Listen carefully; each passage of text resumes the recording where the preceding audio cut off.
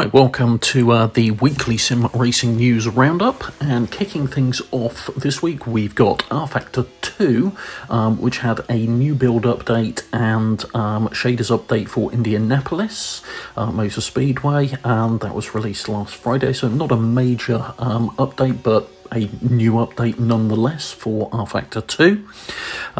We then follow that up with a small patch, or what's being described as a small patch for Automobilista 2. So this is version 1.1.1.3 now. UI and HUD updates off the back of this, and quite a raft again of physics tweaks and fixes on this. So while they describe this as a small update, there's actually quite a bit of info gone into this one. So I'll leave a link to the rFactor one and this and all of these down below as usual. And then quite an unusual one, Dirt Rally 2.0 had an update as well, which was a bit surprising. So only a few things on this. So they've adjusted the performance of the dynamic trackside signage, so that's the signs they can change on the PC version on the stages, and they've also adjusted the track limits to prevent significant corner gutting in holes in Sweden, and that I think accounts for the vast bulk of the quite frankly huge download size of it, which is about 14 gig, which is quite surprising, but there we go. This is, they say, currently the final scheduled update for Dirt Rally 2.0, but they said that about the last one as well, so we'll see what comes off the back of that. ACC also had a hotfix, bringing it to version 1.7.2. This was mainly graphics passes, various visual tweaks, and a few changes around the physics, mainly around fuel consumption and fuel limits and stuff like that. And there was also an update for WRC9. Certainly on my Epic installer, it installed an update. However, having gone in, I can't see any difference, and being perfectly honest, I can't find any patch notes for it, or update notes for it, anywhere on the internet, so I don't actually know what that did at all. However, I believe it's probably just something to do with the new Rally Star DLC and the seasons associated with that that's coming out, and or the fact that next week kicks off the next round of the esports championship with Sweden, so we'll see what comes of that. And then finally, wrapping things up news-wise, MotoGP 21, for those of you of a motorcycle racing bent, has been announced. It will be coming out, I believe it's around about the 22nd of April, and is available to pre-order on the usual range of both current and next-gen and PC platforms. So I'll leave a link to some of the info around that down the bottom as well.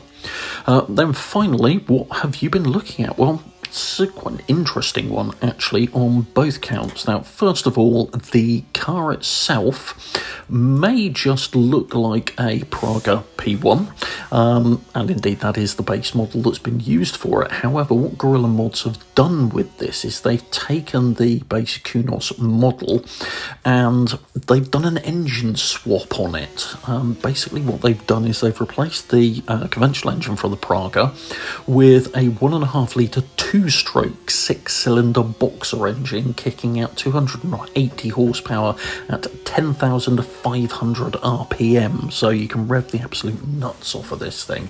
And it's quite an interesting little take on the Praga. They called it the P2T, and it's actually really good fun to drive. Being based on a Kunos model, it looks really good as well. I particularly like the modelling they've done on the exhaust section of that, and those appear to have come from some of the Milestone bike games, so I think they're the 3D models that have been taken from Ride, or one of the Ride titles in this particular case. But yeah, it's quite an interesting mod, and the interesting bit then also extends to the track. So what we've got here is a track that's effectively been taken from a magazine interview Max Verstappen did with a Dutch magazine around his dream circuit based on F1 tracks effectively, and that's what we've got here. And it's a mixture of a wide range of different bits of tracks. So what we've got here is effectively turn 1 is from Circuit of the Americas, turns 6 through to 15 is Interlagos. You've then got Eau Rouge and Radion from Spa. Turns 3 to 5 are the S's at Suzuka. We've then got Pouhon, again from Spa. Turn 3 is the banked hairpin from Zandvoort, and turns 1 through to 4 and then we've got turns 1 through to 4 at Shanghai, finishing off with the start-finish straight and the final corner effectively being Barcelona. So it actually flows quite well, being perfectly honest, and it is a bit weird. I mean, you come off of things like well, the best example is coming out of Pouhon, actually, being perfectly honest, because you come out of Pouhon and expect to have to fairly quickly turn right, and you don't.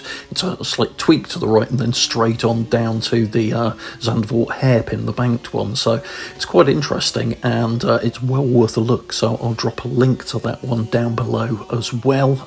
It's an interesting track that throws quite a few surprises, but one of the things I do like is how well the track designer here has taken these different elements from different tracks and managed to incorporate them into one circuit that does actually flow extremely well. So I've really enjoyed it. Interesting thing is, I normally hate turn 1 through to 4 at Shanghai myself, but built into this, it actually kind of works.